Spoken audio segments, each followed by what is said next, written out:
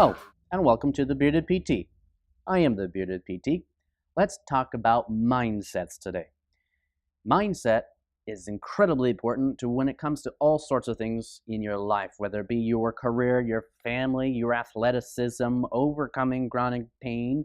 And if you've been following my videos all along, we've been talking a lot about pain and especially chronic pain. And when it comes to overcoming chronic pain, mindset is very important. In fact, some of these principles I'm going to talk about today can be applied to all sorts of things again in your life. Now, I got a little story about myself. I have to admit that I did not really learn how to swim until I was in college. That's right. I remember going through swim lessons as a child and screaming the whole time and always holding on to the edge of the pool, never really getting that far away. Yeah, I could dog paddle for about 30 seconds and then poop out. But in college, I watching everybody else swimming. I wanted to do triathlons as well. And it looked so easy. Why are they able to do it? Why can't I do it? There was a lot of anxiety actually and fear that was keeping me from actually taking steps to learn how to swim. I was afraid of the water. I was, afraid of drowning. Now, we know that's not very common, and lots of people know how to swim. So I sought to change my mindset when it came to swimming. I sought help. I tried to figure out what were the behaviors that were driving these anxieties, and I went from being able to only splash my way from one end of the pool to the other end, stop, take a break, splash my way back to the other end, and be totally wiped out, to, by the end of a good handful of weeks, swimming over a mile. I can say more than a handful of weeks, about 12 weeks, to over a mile. That's right. It was possible, and I did it, and now I know how to swim, and that's kind of enjoyable. So, I like to read, and one of the best books, one of the greatest books I've been reading more recently is a book by Brené Brown called Daring Greatly. If you want a good book to read that helps uncover and show you what drives some of our inaction and behaviors, that's a really good book. She breaks it down to basically two driving factors: shame and scarcity. We really do everything we can to avoid shame or what we perceive would be shame or shameful. I'm afraid, anxiety, fear.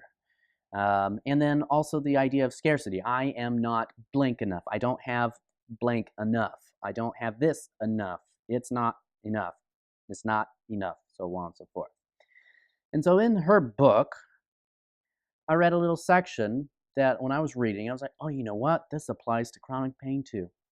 So there's two camps of mindsets that you can fall into. You can choose to be one of two ways. And yes, it is a choice. There is group number one, those who try to find ways to manage or soothe that anxiety that's driving their behavior. Now, if we, put pain in that context, people who try to find ways to manage and soothe the pain. And then the second group is those who seek to change their behavior that led to that anxiety. Or if we substitute anxiety with pain, the word pain. So in essence, group number one, folks are trying to find ways to numb, not necessarily change the thinking or the behaviors or the emotions that's driving their symptoms. What's the quickest way to make this go away? What's the quickest way to make me feel better? Usually relying on passive interventions. It hurts, so I just won't do it. I'm going to lie down for, hour, couple hours, days, weeks. Medications. I need more medications. Why aren't these medications working? I've tried massage. I've tried all sorts of other things, passive interventions. If you remember our last episode, we talked about passive interventions. They don't really help, especially when it comes to chronic pain.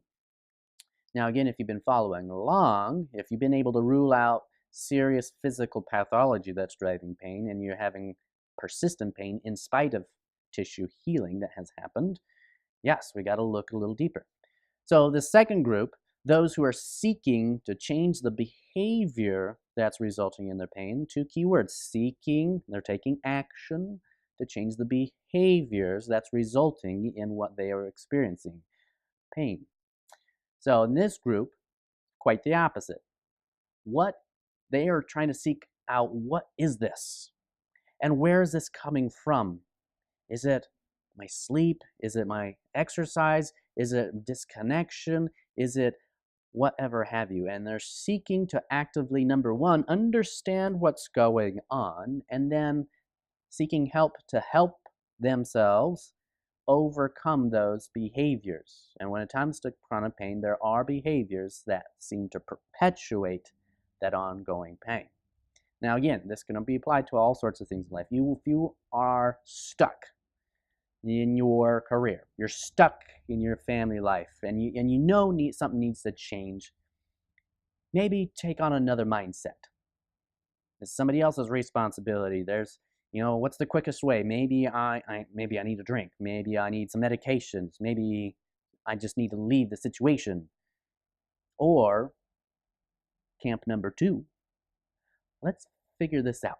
What's going on? What's driving? What's the behavior? What's the mindset? What's my thought processes that are resulting in what's happening and keeping me stuck in the situation I want to get out? So there you have it. Mindset, incredibly important. You can basically do something about it or really not. Either get on the boat or be left behind.